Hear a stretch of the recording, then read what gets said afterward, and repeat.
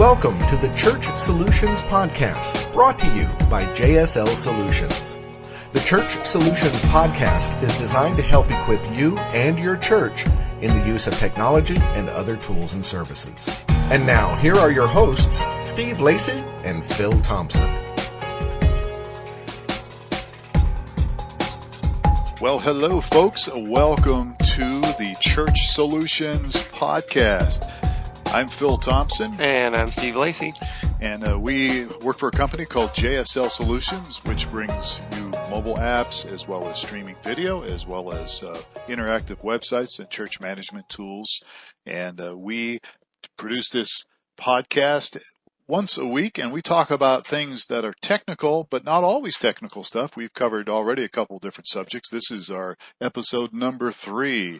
So, Steve, what are we going to talk about today? Today, we're going to talk about making your services more interactive. I think that's a really important topic because we are living in a world today that is very interactive. In fact, people just in general, if you take away technology, if you take away social media, most people want to have some form of interactivity. In my opinion, it comes down to relationship. All right.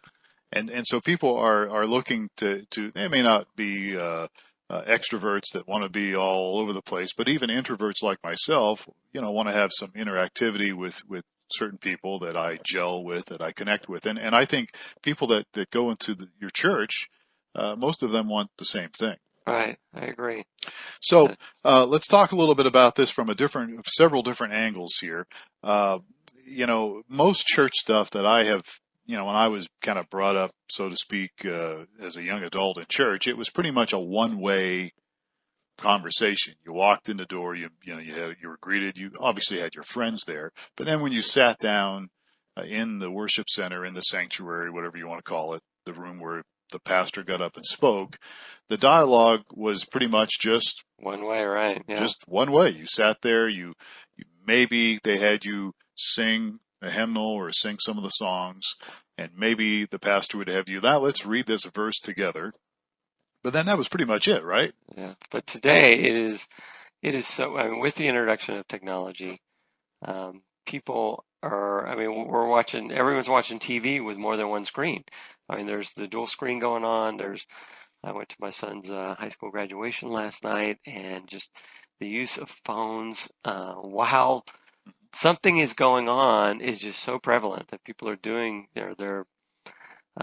we have short attention spans, and so people get bored, distracted very quickly. And there may be a tendency with some leaders, church leaders and pastors, to say, well, that's just not the way it's going to be at my church, But honestly, folks, that's the way our society's going. So at the risk of sounding kind of compromising here, I think if you can't beat them, join them, so to speak. So you can actually use this interactive desire that people have, and you could actually use it to your benefit and to what you're doing at your church, the benefit of the gospel. Right, exactly. I saw a stat this week, I'm going to misquote it, but I think it was around 82% of people check their phone at least once every hour. So all day long, every day, are checking their phone every hour. So. Well, it's like that if you're you can check Facebook, you can check Twitter, you can check your email. Right. And look, everybody has a mobile device now. Almost everybody has a smartphone. Yeah, so it's always beckoning your attention. Yeah, it is. And right or wrong, we're not saying it's totally right to do that.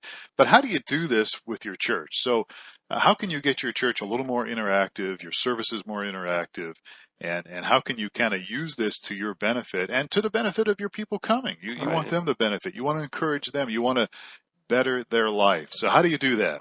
Right. All right, well, let's just jump into it. You want to be relevant, all right? And by the way, let me throw this out, too, for those of you who are doubters. When Jesus was on the earth walking around, did he always just hang out in a synagogue? No, he was out among the people. He was among the people, so he went where the people were. Marketplace was obviously the big deal, right. And he was there constantly. He was at different places where people would meet. The woman at the well. People would commonly go to the well to get their water. Different places around Israel. He would be at the places where people were at. And I think it's the same way with us. We need to be where people are at today. And if we're expecting them just to come to church, and that's how they're going to get whatever we want to tell them, I think we're wrong in just doing that exclusively. So that's my little side note there. You get that for free here on this podcast. All right, so a couple ways you can be interactive. Several ways, actually, here. We could talk about 6 or 7. But let's first of all start with what we do for a living. One of the things we do here is streaming video. Right. And Steve, you've designed a platform so that when people actually go online to watch a church service, it's not just video. Right. We try to replicate the experience that someone would have coming to church as best as possible. So taking, some of the things that you're going to get when you go to a church is you're pull in the parking lot, walk through the front door, typically going to be greeted by somebody that's there. You're going to be shown, here's where the kids area is, here's where the sanctuary is. Do you have any questions? That sort of thing. And so, and you'll be handed an activity guide. You may be given some information on the sermon notes for the teaching, that sort of thing. So what we've tried to do with our product was just try to simulate that environment so that people know when you arrive. We've got tools in there for either web hosts or others to, say, hey, Phil, how's it going today? And answer any questions, that sort of thing. And so to be interactive online, you can use these tools. And by the way, if you want to check out the website, we're not trying to sell stuff here, but if you're interested in what we do, just go to streamingchurch.tv, and you can see some examples there on platforms and all that. And it's very, very highly customizable too, by the way. So people would log on, and so that they're not just seeing video. There's somebody that theoretically should be there to greet them. So you would designate a web host, a church online pastor, so to speak, somebody that would just kind of be there monitoring the chat and to greet somebody and say, hey, thanks for joining us. Right, exactly. And there's not all the churches subscribe to that model, but we feel it's important to provide that interactivity. And plus, you also have other tools on that platform itself, so that people can, which the own church can. The church themselves can customize it. So if they want people to see their Facebook page, again, interactivity there. If they want people to follow them on Twitter, that's an option. In fact, almost anything, you can put a link on there. Right. And one of the concerns, just talking about some of the people that aren't interested in having the interactive pieces of it. I mean, interactivity does introduce some risk. I mean, as we get into all of these elements, you mentioned that, it used to be a one-way delivery, and that was actually a very safe environment for the church. The interactivity is going to, provide some risk, because in order to interact, you're going to get some feedback from the people, with the chat room and that sort of thing. So you want to make sure that you have, control of the situation to address any of the risks that may occur. And you've built in tools to do that. I mean, you can actually, if you really want to, you can block somebody. Yeah. Somebody like Omar from last week, right? I was doing some testing, and I couldn't chat with Steve. We were testing something on one of our platforms, and it wouldn't let me chat. I couldn't get in, and I was like, "What's the problem here?" And I thought it was my own computer, and then I tried 2 other computers. Yes, everywhere he went, I was like, "Oh my gosh, can't figure this out." And then I think I tried to private message you using the chat platform, and it said, "You've been blocked." Oh, that's why I was blocked. And I use Omar sometimes as so if you ever see me on those of you who are subscribers to streamingchurch.tv, if you ever see me on your platform and it's Omar, that's my joke. It's a little inside joke, but so even us great, highly technical guys, it took us probably 10 minutes to figure that out. We didn't block Omar. Oh, you blocked. Somebody blocked me. I probably blocked myself one time. All right, so again, there's risk. I mean, there's always risk involved, but you've got safeguards built in so that you can block people or whatever. And honestly, if somebody wants to harass you, they're gonna they'll send emails or stand outside your church with a sign or something. If they really they really hate you or something, So, all right. So again, interactivity is what we're talking about today. How do you make your church services more interactive? And we touched on streaming here. And so let's kind of move on here a little bit. What if somebody doesn't stream online? Well, there's several other things you can do. I mean, using your website or using just other tools out there. One of the things you can do is put together a discussion forum or start a blog, so you can have that sort of thing. Blogs are really good things, and the problem with blogs is you really have to be consistent. And blogs can actually help you get found. Your SEO, especially if you have a blog on your website somewhere, it will help. Search engines will find you if you keep putting fresh material on there. So it's a great tool, and it's a great tool for interactive discussions, because your pastor or one of your leaders can consistently blog and talk about things and open it up for comments. Yeah, and people can comment, and then you can start a whole thread there. And again, with the safeguard piece, you're in control because you control your blog. So if you get some inappropriate comments, you can go in there and remove them. Yeah, absolutely. But again, it's blogging would be, you need to be consistent at it. If you just blog once and you don't do it very often, you're not going to get traffic. And again, this can help. So let's talk for a moment about, okay, let's say you're actually inside the worship center, inside the sanctuary. How can you get more interactive without, shouting amen, which some churches do that, and that's fine, but how can you get more interactive within the actual context of the actual church service? Right. Well, there's several ideas. I mean, we've gone through, obvious ones that pastors are going to use is, let's show of hands and that sort of thing. Right. One of the things that we've been doing at our church for a very long time, and I started seeing other references to other churches doing it as well, is we take advantage of the phone, and that people have the ability to text or message people. We'll post a text message phone number, and the pastor will start the service off asking an open-ended question. And it may be just kind of a silly thing, or maybe, the questions all tie into whatever the message is about. But he'll ask, what was, the greatest moment you had with your dad, or the most embarrassing event in your life, whatever it would be, it ties into the message. And, we just did a series on fight. So I think he said, what was as a kid, a fight that you got into that you knew you never should have done, or that sort of thing. So you guys promote fighting at your church? Is that what you guys do?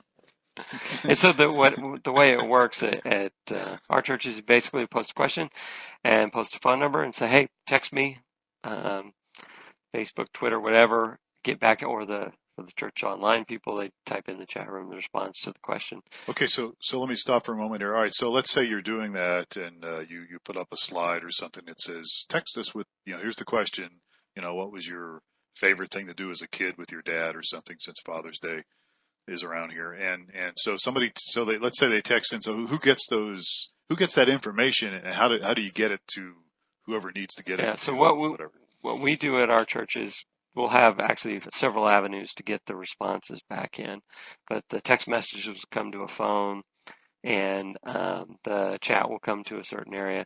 And basically what we do is we channel all those, and there's an individual kind of behind the scenes that's looking at what's coming in, and then he'll forward, actually, I think he just sends a text message now up to the pastor's phone. So before the end of the message, he'll have a bunch of text messages waiting for him on his phone, and he'll pull his phone out. In the past, we posted them to using Google Voice, and so it comes up on a computer screen that he has access to. Okay. So then he'll read. Yeah, so he'll read the responses at the end of the message to the audience, back to the audience. And so one of the things that really reinforces it gives the ability, it gives a voice to the people that are attending. And it's kind of neat to hear your response read back to the congregation. Basically go to the end of the service and said, beginning of the service, I asked you about anything you did with your dad, and I got this, here's one, and he'll read it out, and that, it ties into the message and kind of reinforces the message, and it also gives the people the ability to participate. Yeah, and again, we're talking about interactivity here and how you can make your services more interactive because we do live in a culture today that's very interactive, especially with their mobile devices. So, my church does that too, Steve. We do that, and I probably stole it from you guys, but it is good and it's very interactive and depending on the culture of your church. And again, we said this last week. We know that as you're listening to this podcast, your church may be different than ours probably is, and there's a wide range of different church cultures, so to speak, out there that we know that listen to us and even use our products. And so it's going to be a little different depending on your culture, but I still think you could do it. I mean, my church is different than yours, but there's still a thread of humor, at least in my group, and I know it's in your group because I used to be a part of a live church. It's humor is a huge deal, and we use humor, and you guys use humor in your messages all the time, and people love that, and so you're always going to get some smart alecks that will text something in, and usually it's fine, it's just funny. But again, you can monitor. Now this is where it's a little tricky, and that is, you might have to have somebody that's fielding the text messages or whatever the responses are and maybe filtering those a little bit. Oh, yeah. So that you don't, number one, overwhelm the poor guy that's giving the message with so many. Right. And then there may be some that, I don't know, maybe inappropriate or maybe you just don't want to read it. Or you get some duplicates and that sort of thing. Yeah, so you probably want to filter that. But again, I was involved at your church for years, and sometimes we would play tricks on Jeff Love and send them something. And the pastor also jokes about if you don't know anything about texting, then grab a 14-year-old kid sitting in the congregation somewhere, and they'll show you how to do it. Yeah, but we would send him stuff, and he would sometimes we'd get him to read it, and in the middle of him reading it, he would realize I shouldn't be reading this. So again, it's all depends on the culture of your church and the humor that you use. Hopefully, you have some humor in your church, to some degree. So I think that's a great tool for interactivity. And you don't have to do streaming video to do it. You don't have to do blogs. It's a free deal. You just get someone to volunteer, their phone number or whatever, or you set one up. Right. And there's no cost, and it's nice. It's a good idea, I think.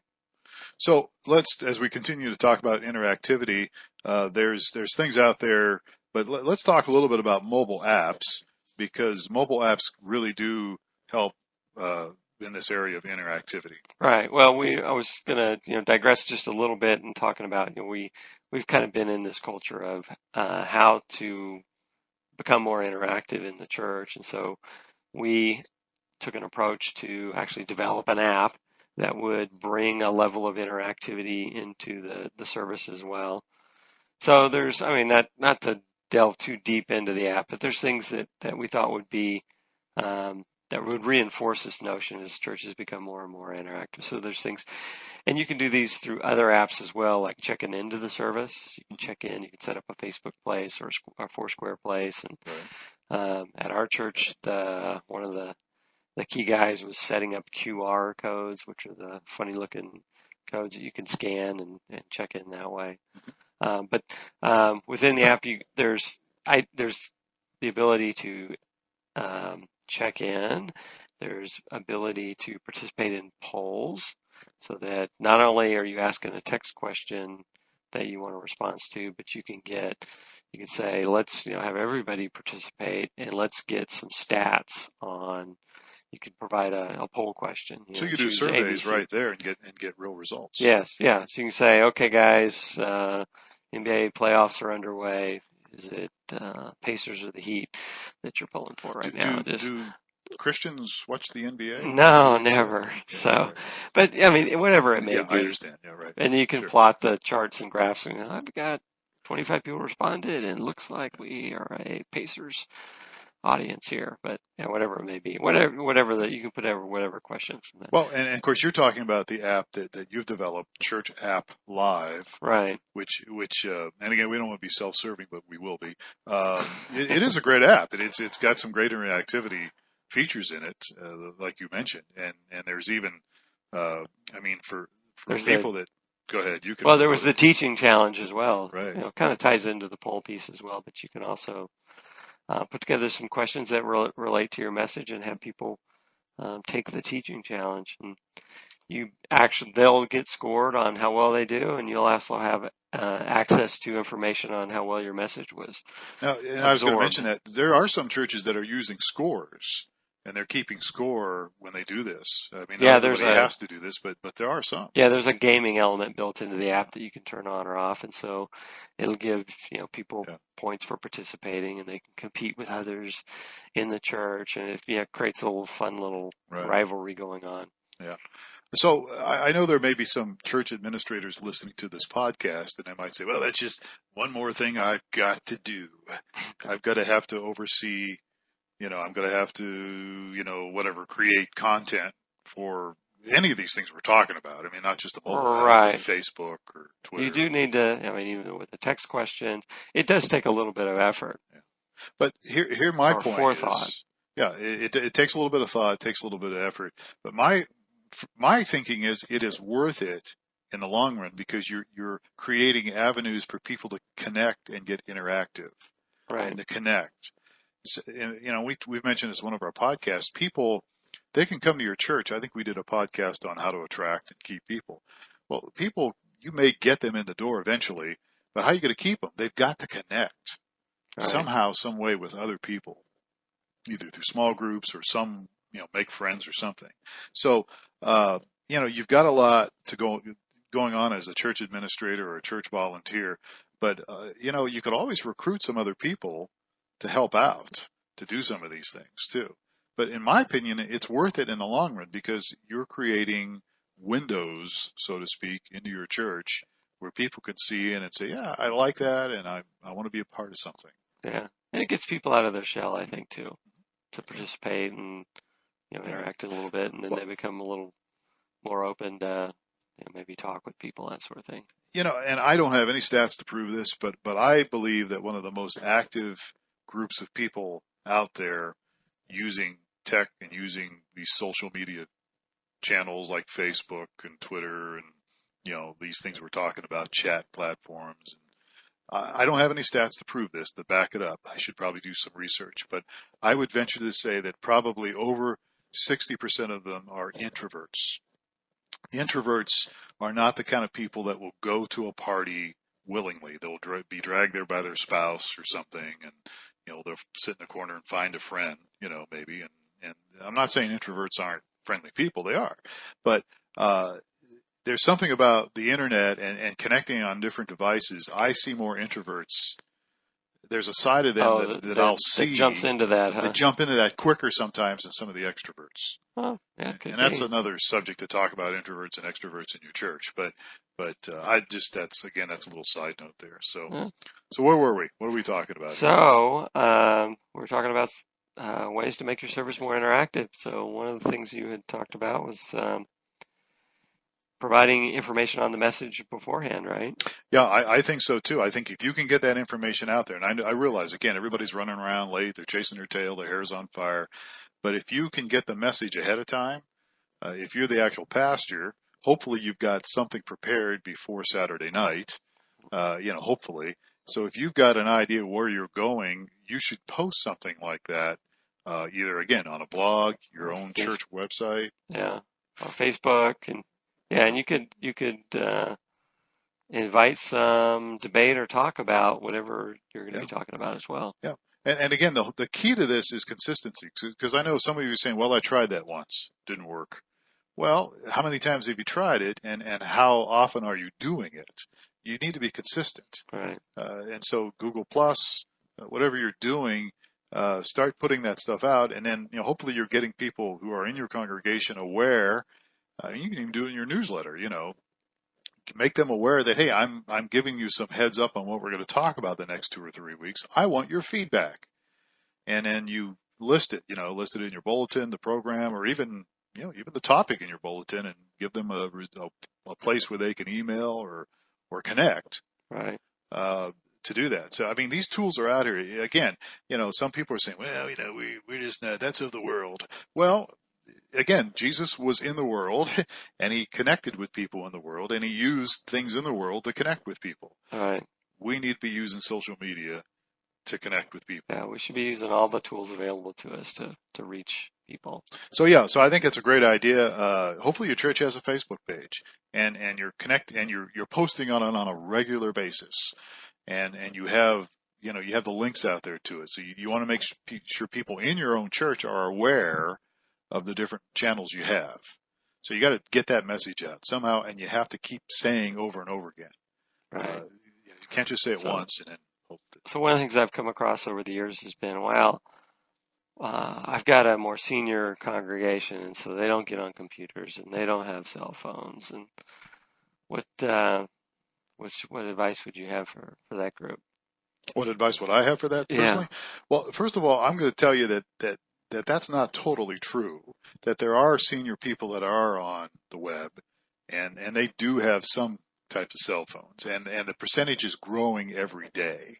So I think that to say that I have a senior congregation and are not very active on social media, that may be true, but there's other things you can do. So again, there's usually something you've got that you're giving them. So if it's just a bulletin. Right. Right. Well, one of the things I wanted to emphasize was you've got to have these things in place so you can attract the younger crowd as well. So you don't want to, even if your congregation is, I think you'll find and I've got testimony from lots of churches, you start to introduce these things. The church is more capable than you had thought you may have originally anticipated. So Right. Just like you were saying earlier that, they do have cell phones, they are getting on the web, they do have their Facebook accounts. They are getting involved. Actually, funny thing just last couple of weeks ago, the older generation is getting on Facebook and driving off all the younger guys. So I had a cousin that was 93 years old that was on Facebook and very active in emails, and she was 93 years old. She just recently died, but yeah. So, and I think it's a good point. You do want to attract younger people. And so you need to get moving on. We're just about out of time here, Steve, but as we're talking about interactivity with how to get your services more interactive, we've talked about, being more active in your services. When you've done a big event or you've had something special happen at your church, post some pictures. And again, you really should have some kind of a Facebook page or at least a blog or at least use your website and post fresh material. I mean, post pictures, post things happening on your church, and then again open up the invites opportunities for people to jump in and comment and participate, like or whatever. Yeah, exactly. So all right, so we're pretty much out of time here, folks. We cover all sorts of things on this Church Solutions podcast. Steve Lacy is the founder and the president of JSL Solutions, and yes, we do streaming video with streamingchurch.tv. And as you heard us talk about mobile apps, we have churchapplive.com, and we have actually interactive website, which we don't have time to talk about today, but you were very much on the front end of this thing back in 2001, where you created myflock.com, which had a lot of the stuff that you see on Facebook today. Right. It was happening back in 2001. You did a great job of that. And that's still available. That product is still there, and people are still using it. So check it out if you can. But if we can have, we have been doing stuff for years with churches, and our whole company has got people involved in their own churches. And so we have got a lot of experience, not just in the technical realm, but in other areas as well. And if we can help you in any way, that's why we're here. And one of the ways you can contact us would be just support@streamingchurch.tv. So Steve, thanks for spending some time with us today. It's great being here. All right, well, I'm Phil Thompson. He's Steve Lacy, and we will catch you next time. Have yourself a great day, and we will talk to you soon.